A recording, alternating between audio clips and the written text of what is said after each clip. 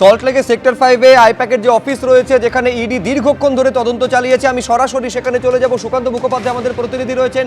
খবর পাচ্ছি তৃণমূল কর্মীরা এবার সেখানে ধীরে ধীরে ভিড় করতে শুরু করেছেন। কি ছবি সুকান্ত? দেখো, সকাল 7টা থেকে ঘড়ির কাঁটা এখন সন্ধ্যা 6টা বেজে গেছে, অর্থাৎ 11 ঘন্টারও বেশি সময় ধরে ইডি আধিকারিকের বেশ কিছু গাড়ি বেরিয়ে গেল। এখনো কিন্তু তদন্ত চলছে 11 ফ্লোরে। আমরা কিছুক্ষণ আগে 11 ফ্লোরের ছবি দেখিয়েছি, যেখানে আমরা দেখেছি যেখানে ইডি তদন্ত চলছে তার ঠিক পাশে সেখানে কিন্তু রাজ্য পুলিশের আধিকারিকেরাও সেখানে কিন্তু উপস্থিত রয়েছেন। এবারে ঠিক এই গোদরেজ ওয়াটার সাইড বিল্ডিং এর সামনের ছবিটা তোমাকে দেখাবো। কিছুক্ষণ আগে একাধিক বাসে করে প্রচুর তৃণমূল কর্মী সমর্থক তারা কিন্তু ইতিমধ্যে এখানে এসে তারা উপস্থিত হয়েছেন। যদিও তাদের হাতে এখনো পর্যন্ত কোনো রকম দলীয় পতাকা দেখা যাচ্ছে না, তবে তারা প্রত্যেকে কিন্তু এখানে এসেছেন। আমরা জানি যে ইতিমধ্যে এই যে আইপ্যাকের যে সংস্থা, যেখানে সকাল থেকে কয়লা দুর্নীতির কাণ্ডে একাধিক জায়গাতে তদন্ত চলছে, সেখানে রেড চলছে, সেই পরিপ্রেক্ষিতে কিন্তু একাধিক জায়গাতে তৃণমূলের তরফ থেকে বিক্ষোভ করা হচ্ছে বা বিক্ষোভ কর্মসূচি নেওয়া হচ্ছে। কিন্তু একেবারে অভিনব কায়দা দেখা যাচ্ছে যে গোদরেজ ওয়াটার সাইড বিল্ডিং, যেখানে আইপ্যাকের অফিস রয়েছে, ঠিক তার সামনের অর্থাৎ মেন যে গেট, সে কলেজ মোড় থেকে মাত্র কয়েক মিটার দূরে, সেখানে আমরা দেখতে পাচ্ছি প্রচুর কর্মী সমর্থক তারা কিন্তু ইতিমধ্যে এখানে এসে উপস্থিত হচ্ছেন। বেশ কয়েকজন তারা ভেতরে ঢোকার চেষ্টা করলেও তাদেরকে বলা হয় যে বাইরেই তাদেরকে অপেক্ষা করতে। ফলত দেখার যে এই মুহূর্তে দাঁড়িয়ে এই পরিস্থিতি কোন দিকে যায়। কিছুক্ষণ আগেও আমরা কিছু দলীয় পতাকা দেখছিলাম, যদিও কারো হাতে এখনো পর্যন্ত কিন্তু দেখা যাচ্ছে না। আমরা দেখতে পাচ্ছি যে প্রচুর কর্মী সমর্থক তারা কিন্তু এখানে এসেছেন, যেখানে মহিলা কর্মী সমর্থকেরা রয়েছেন। আপনারা এখানে এসেছেন কোনো কি দাদা, আপনারা এখানে এসেছেন কোনো কি ইনস্ট্রাকশনে? আপনারা এখানে ইনস্ট্রাকশনে একটু এগিয়ে আসবেন। আপনারা এসেছেন কেন? আমি এমনি এসেছি দেখতে, আমরা অফিসে কাজ করি, এমনি দেখতে এসে কি হচ্ছে। এখানে আমরা দেখেছিলাম কিছুক্ষণ আগে প্রচুর একাধিক বাসে করে, দেখতে পাচ্ছ যে ভিড়টা, তারা কিন্তু প্রত্যেকে এখানে এসে নামেন এবং কিছুক্ষণ আগে তারা এখান থেকে ভেতরে ঢোকার চেষ্টা করেছিলেন। তার পরবর্তী সময় তারা কিন্তু তাদেরকে বাইরে ওয়েট করতে বলা হয় এবং তারা এই মুহূর্তে বাইরে অপেক্ষা করছেন। পুরো রাস্তা ধরে এই ভিড়টা রয়েছে, যেমন এটা এন্ট্রি গেট, ঠিক অন্যদিকে বেসমেন্ট, যেখানে আমরা কিছুক্ষণ আগেও ছিলাম, যেখানে মুখ্যমন্ত্রী বক্তব্যও রেখেছিলেন, সেখানেও একটা ভিড়ের অংশ চলে গিয়েছে। একটা সম্ভাবনা যেটা শোনা যাচ্ছে যে এখানে আরো কিছু দলীয় নেতৃত্ব আসতে পারে, ফলত তাদের জন্য তারা অপেক্ষা করছে, নাকি ইডি অভিযান চলছে বলে তারা বাইরে অপেক্ষা করছেন, এই বিষয়টা নিয়ে কিন্তু এখনো উঠছে প্রশ্ন। বেশ বেশ, আপাতত সুকান্ত তুমি পরিস্থিতির উপর নজর রাখো। অর্থাৎ একদিকে যখন এই যে সেক্টর 5-এ আইপ্যাকের অফিস রয়েছে, অফিসের ভেতরে যখন এই কয়লা পাচার মামলায় তদন্ত চালাচ্ছে এনফোর্সমেন্ট ডিরেক্টরেট, বাইরে কিন্তু বাস ভর্তি করে তৃণমূল কর্মীরা ভিড় করতে শুরু করেছেন। আমি এইখানে আরেকটা খবর দর্শকদের সামনে রাখবো, সেটা হচ্ছে শেক্সপিয়ার সরণি থানা, যেখানে ইডির বিরুদ্ধে পুলিশ এফআইআর করেছে ইডির বিরুদ্ধে, যেটা মমতা বন্দ্যোপাধ্যায় আগেই বলেছিলেন যে একেবারে ফরেনসিক দিয়ে তথ্য ট্রান্সফার করা হয়েছে। এখন কাদের নামে তদন্ত হলো, এফআইআর হলো, কোন কোন ধারা এফআইআর হয়েছে, পুরোটা জানবো। ময়ূখ ঠাকুর চক্রবর্তী আমাদের প্রতিনিধি রয়েছেন। ময়ূখ, দেখো শুভ্রজিৎ, আজকে সকাল যেটা পুলিশের তরফ থেকে এখনো পর্যন্ত বলা হচ্ছে, সরকারিভাবে লালবাজারের তরফ থেকে বলা হয়নি, তবে যেটা পুলিশ সূত্রে খবর পাওয়া যাচ্ছে যে দুটো এফআইআর এখনো পর্যন্ত হয়েছে। তা প্রথম এফআইআর, তার কমপ্লেনেন্ট বা অভিযোগকারী সেটা হচ্ছে পুলিশ আধিকারিকরা নিজেরাই, সুমোটো এফআইআর, এবং সেই এফআইআরে বলা হচ্ছে যে সকালবেলা যখন ইডি অফিসিয়ালসদের তল্লাশি অভিযানের খবর পেয়ে শেক্সপিয়ার সরণি থানার পুলিশ আধিকারিকরা লাউডন স্ট্রিটের ওই বাড়িতে গেছিলেন, তখন সিআরপিএফ জওয়ানরা তাদেরকে ঢুকতে দেননি, তাদের কাজে বাধা দিয়েছেন, তাদের গায়ে হাত দিয়েছেন। কর্তব্যরত অবস্থায় সরকারি কর্মী পুলিশ আধিকারিকদের কাজে বাধা দেওয়া হয়েছে এবং তার পাশাপাশি এটাও বলা হয়েছে যে ইডি যেভাবে ওখানে ঢুকেছে সেটা অবৈধ অনুপ্রবেশ এবং পুলিশ আধিকারিকদের হুমকিও দেওয়া হয়েছে, এরকম মারাত্মক অভিযোগ রয়েছে। এবং যেহেতু কর্তব্যরত অবস্থায় সরকারি কর্মীর কাজে বাধা এই ধারাটি রয়েছে, এটা জামিন অযোগ্য।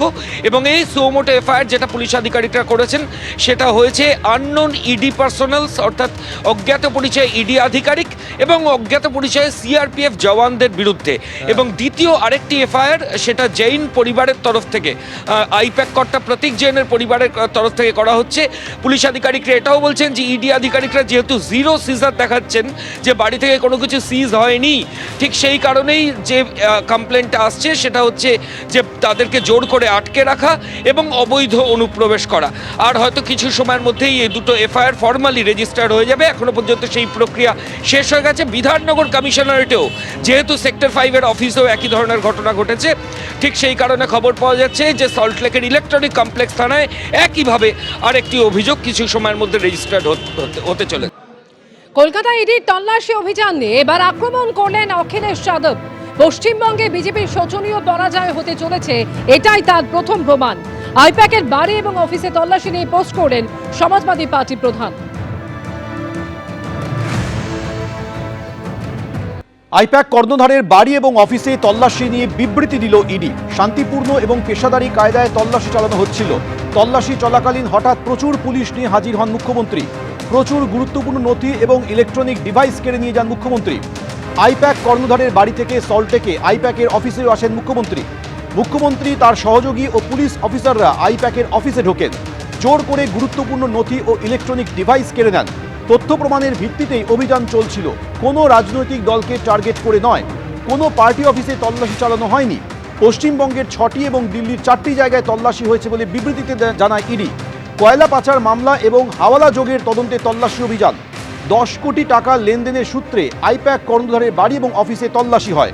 হাওয়ালা চক্রের সঙ্গে জড়িত আইপ্যাক, বিবৃতি দিয়ে জানিয়েছে ইডি।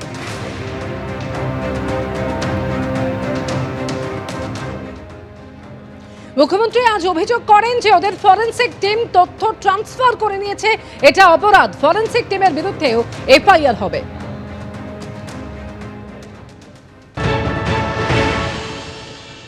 देखिए, ये तो पता चलेगा, वो तो फॉरेंसिक टीम ले आके पहले बहुत सारे ट्रांसफर भी किया है।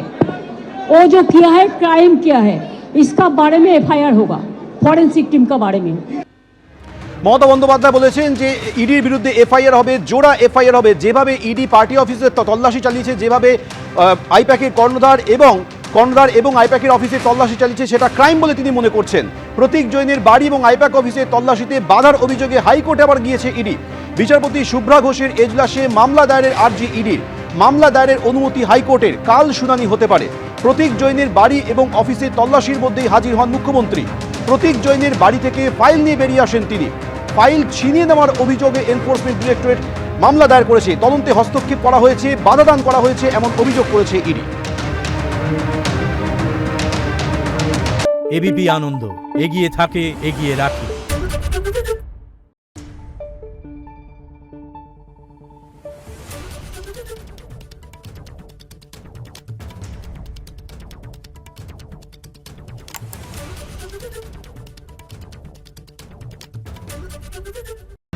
সত্য অন্তহীন, সত্যের খোঁজও তাই, সত্য সন্ধানে তাই আমরা অক্লান্ত, অকুতভয়। এবিপি আনন্দ নতুন ভাবনার প্রতীক, যা মনে মুক্ত, তথ্যে যুক্ত এবং যাবতীয় সীমানার বাঁধন থেকে মুক্ত। সীমা না শব্দটির মধ্যে লুকিয়ে আছে মানা শব্দটি, যেন চোখ রাঙানি এক অদৃশ্য বেড়াজাল, যা আটকে রাখে আমাদের এক ছোট্ট গণ্ডির মধ্যে। একমাত্র সঠিক খবরই গড়ে তুলবে এক মুক্ত সমাজ। সেই জগৎ গড়ার লক্ষ্যে কোনো সীমানার ঠুকুটি আমরা মানব না। এবিপি আনন্দ, এগিয়ে থাকে, এগিয়ে রাখে।